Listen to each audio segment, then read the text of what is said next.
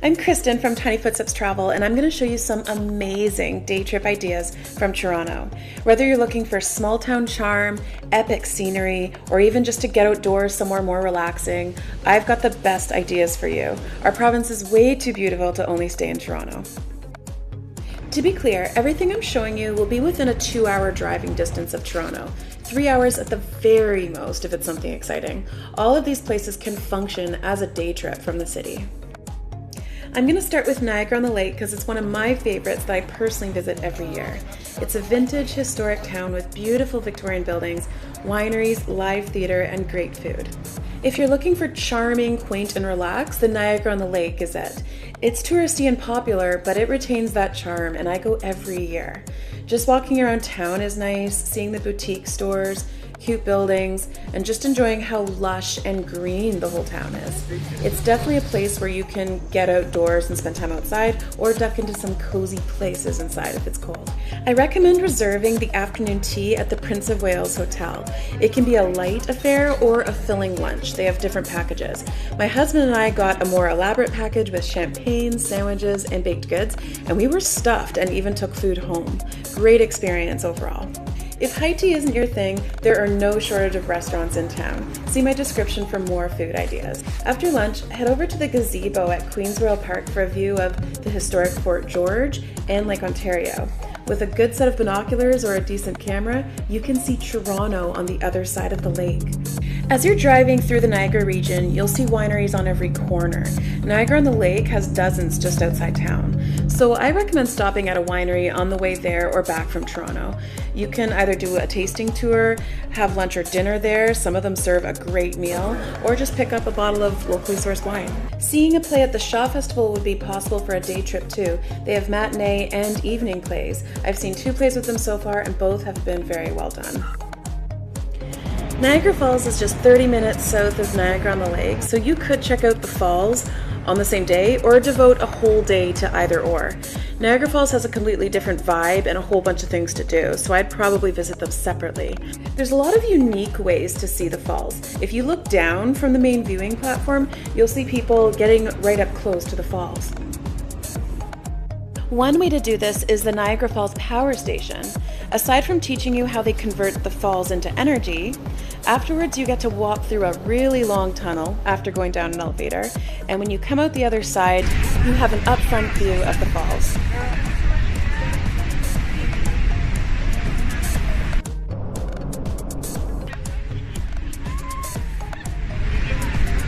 I will say Journey Behind the Falls is a bit closer to the falls. That's where you get views like this. You do get very wet on this one though, and you have to wear a poncho.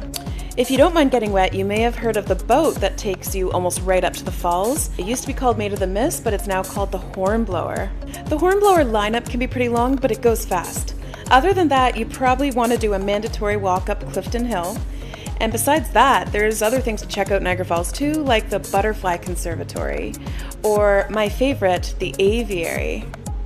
The aviary is almost like the Butterfly Conservatory in that you see birds flying around freely. There are also opportunities to interact with birds, but it does cost extra. You're not allowed to take your own photos. My husband filmed this with me and my daughter from the outside. Most people, when they visit the Niagara Peninsula, they usually just go to Niagara Falls, maybe Niagara-on-the-Lake, and that's it. But there is so much to see in between. So I'm going to show you more worthwhile places that you can visit from Toronto. One of my favorite places in the Niagara region is in the Lincoln area, specifically a small town called Jordan Station. Jordan Station was so cute that I couldn't believe I'd never heard of it before. My husband and I had spent the night in a treehouse nearby. It was a romantic getaway, but Jordan Station works well as a day trip from Toronto too. It's just over an hour drive if you're coming from downtown.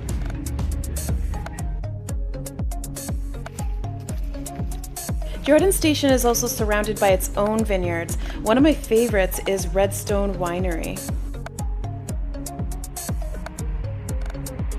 Here's another big plus. Just 10 minutes from Jordan Station is Balls Falls Conservation Area. It's one of the best waterfalls in Ontario, in my opinion.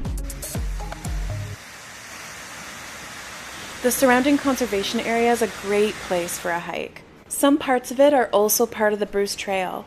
We always want to take the stairs down to the river's edge. It's a really peaceful place to hang out.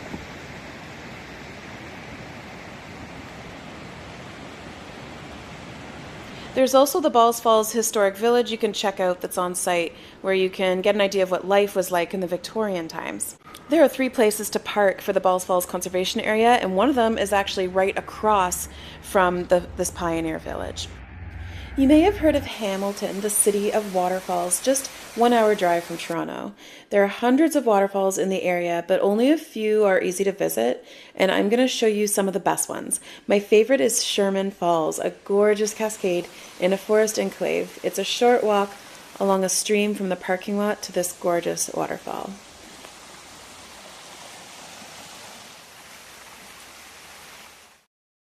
I would definitely recommend also seeing Webster Falls, an easy second favorite for me. It's a part of a park where you buy a pass and there's a short trail where you can walk around getting different viewpoints of this amazing waterfall from different directions.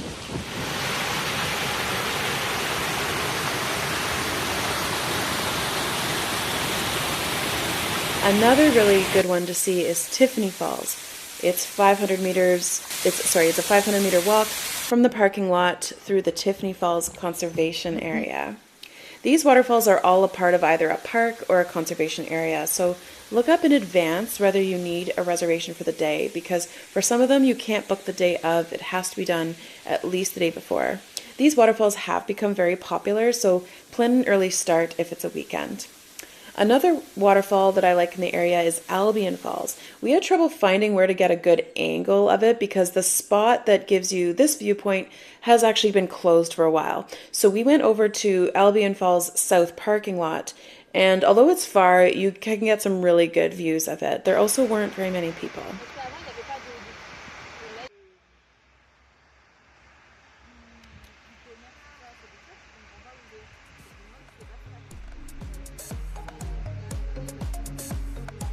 Devil's Punch Bowl is a waterfall I was really looking forward to seeing, but unfortunately it's very dependent on rainfall, and this October hadn't had a lot of rain, so it was completely drained. This can come and go though, so it might be different at another time. At the top where Devil's Punch Bowl is though is a gorgeous lookout of Hamilton and Lake Ontario, so it's a great place to get some photos regardless. I'd recommend stopping in the little suburb of Dundas. It has a small town feel. It used to be its own town before it got completely absorbed by Hamilton, but it's still a very cute place with lots of really nice restaurants to have a nice meal. From Dundas, it puts you only 10 minutes drive from Tiffany Falls, Sherman Falls, and Webster Falls, so it puts you very central. We actually parked at one of the parking lots in the Dundas Valley Conservation Area, which is near Dundas, and from there we hiked along the Bruce Trail towards Sherman Falls. The twin towns of Fergus and Elora are an amazing day trip idea from Toronto. You could spend the whole day exploring one or both of them. I do recommend checking them both out, although there is an obvious favorite. Fergus is a limestone architecture town with Scottish heritage. It has a very cute downtown. It's a really nice place to stroll through. You can get great views of the river flowing under your feet. Templin Gardens along the river is also a really nice place to get some good views. From Fergus, you can drive to Elora in about 10 minutes or the other way around. Most people would agree that Elora is the cuter of the two. It's famous for the Elora Gorge, which is high limestone cliffs. Similar to Fergus, the town is built with limestone architecture, and honestly, it feels like walking through medieval Europe. It's just so quaint with so many cute shops, and it has that small town feel. Similar to Fergus, Elora also has the Grand River running through it, where you can enjoy the sounds of the stream and some really pretty views. Collingwood is one of my favorite day trips. It's a beautiful heritage town right on Georgian Bay. Its signature building is the Terminal Building, which you can see from many parts of town. Collingwood is nestled next to the Blue Mountain area, which means there are a ton of nature-based attractions, which I'm going to show you in a sec. But for now, I'll show you the main town, which is very quaint. It has some cute cafes, boutique stores, great food options. They've made it a really nice place to stroll through. If you're looking for spa and relaxation, Collingwood also has a few options. The famous Scandinav Spa is just outside town. And another thing they have, which most don't know about, is Canada's only aquapath. This is located inside of the Living Water Resort. You don't need to be staying at the resort in order to use the aquapath or the other spa services that they have, which include saunas, facials, and other treatments. Collingwood, as I said, is nestled at the base of the Blue Mountain area. Blue Mountain Village is an extremely popular attraction for day trippers from Toronto. The village is a really nice place to walk around. It has lots of nice shops, upscale cafe, breweries, good places to eat, plus a view of the ski hill. They often have events on the stage in the main square. In addition, you can book an adventure package and do things like the forest roller coaster, treetop trekking, the Thunderbird twin zip line, the Plunge Aquatic Center, the Scenic Caves Adventure, which also has the suspension bridge which looks out onto the whole area. There's really so much you can do in this area. What I'd recommend is heading straight to Blue Mountain first. Buy a full access pass in advance, which includes all of that great stuff. Spend the day doing all these nature-based attractions, and then finish up with dinner in Blue Mountain Village or in Collingwood. The terminal building in Collingwood is lit up at night, which looks really cool. Near Blue Mountain Village and Collingwood is the charming village of Creemore. Creemore is small. You could spend a full day here if you want to, spend time at the brewery and check out the smallest jail in the province, for example. Otherwise, Creemore can also make a really nice pit stop between Toronto and the Blue Mountain Collingwood area. It's limited in dinner options, but there is a decent pub and a brand new Michelin star restaurant. Creemore also has a number of really cute cafes. Just outside Creemore is Purple Hill Lavender Farm, and people come up just to see that specifically. You can drop in, wander along the lavender plants. There are lots of Instagrammable photo options. They have a really cute farm store that sells products made with their own lavender. They also have special events, like their evening picnic series in the summer. I definitely recommend stopping by this beautiful and family-owned farm. If you haven't spent time in Barrie, I recommend it. It's not as bad as they say, especially the Barrie waterfront, which is one of my favorite places to visit. We've walked down the waterfront more times than I can count. It's a beautiful outing in the fall, spring, or summer. There are beaches along the waterfront in the summertime and sometimes events like the Kempenfeld Festival held there. Downtown Barrie is just a short walk from the waterfront. You can see it from the waterfront. The downtown area gets a bad rap sometimes, but it has some good restaurants, some really nice stores, decent bars, and some really colorful street art too. If you go to Barrie, I highly recommend popping into our local donut shop. It's called Donuts. They make plant-based donuts, but don't let the fact that they're free of dairy and eggs hold you back, because these donuts are really amazing. They're delicious, they're so creative, and they change them every season. They've ruined all other donuts for me, and I won't go anywhere else.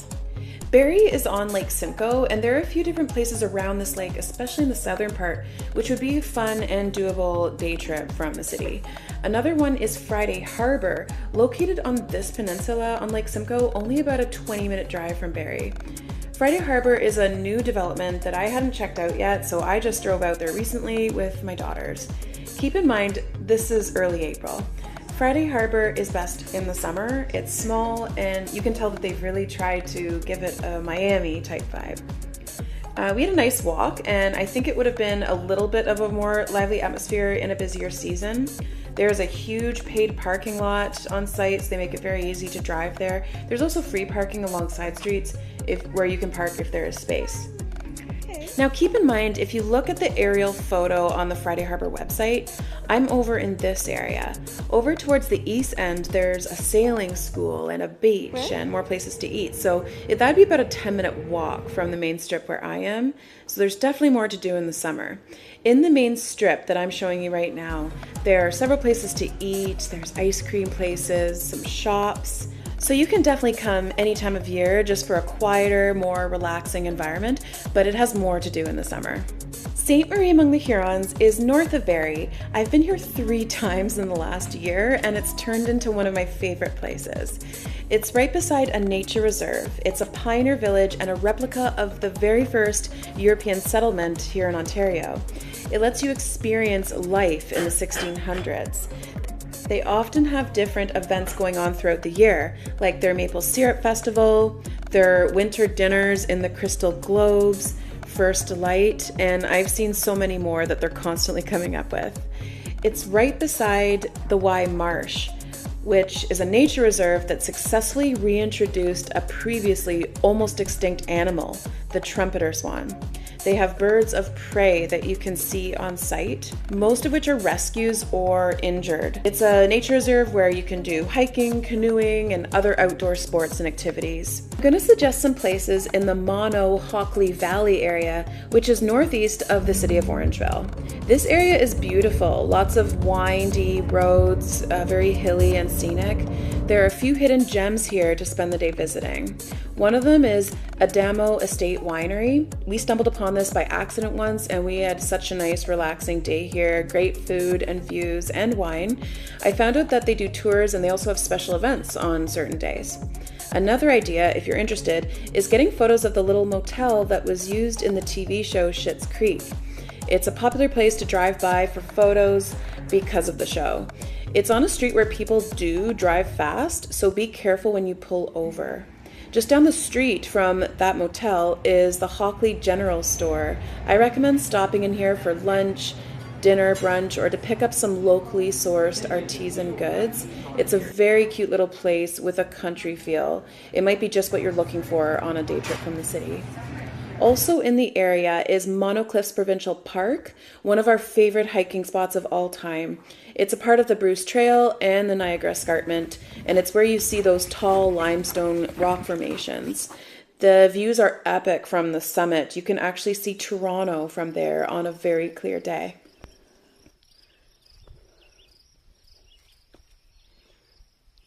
If you come up to this area for a special occasion or even just want to treat yourself, I recommend a nice dinner at Mrs. Mitchell's restaurant. It's an old schoolhouse turned restaurant.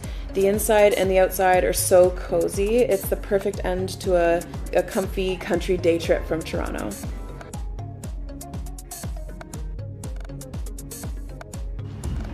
The last suggestion that I'm going to recommend in this video, which is going to be part 1 of other Toronto day trip ideas, is my own backyard, New Tecumseth, which is just east of the area I just mentioned. There's a few farms here that you can visit in the late summer and fall, and some have been trying to recruit Toronto day trippers. One is Laura's Farm Stand. They have sunflowers late summer and their fall festival, which runs every weekend in September and October. It's very cute, very Instagrammable. It's gotten bigger over the years. They've added vendor markets and animals that you can meet. This is a good fall weekend day trip. We have other farms you can visit too, like Murphy's. Murphy's offers berry picking, tulip picking, and pumpkin picking, like Murphy's, and 10 Acres Farm, where you can meet alpacas.